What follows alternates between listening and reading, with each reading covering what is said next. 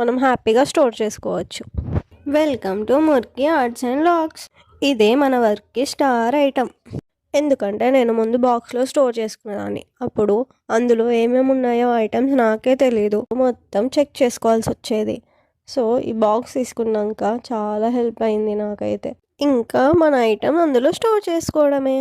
కానీ ఒక ప్రాబ్లం ఏంటంటే, అది మనం స్ట్రైట్గా పెట్టినప్పుడు, మనం స్టోన్స్ వేసినప్పుడు ఆ స్టోన్స్ పక్క బ్లాక్లోకి వచ్చేస్తున్నాయి. సో మనం దాన్ని రివర్స్ తిప్పుకొని పెట్టుకుంటే ఇంకా ఆ ప్రాబ్లం ఏం లేదు, మనం హ్యాపీగా స్టోర్ చేసుకోవచ్చు.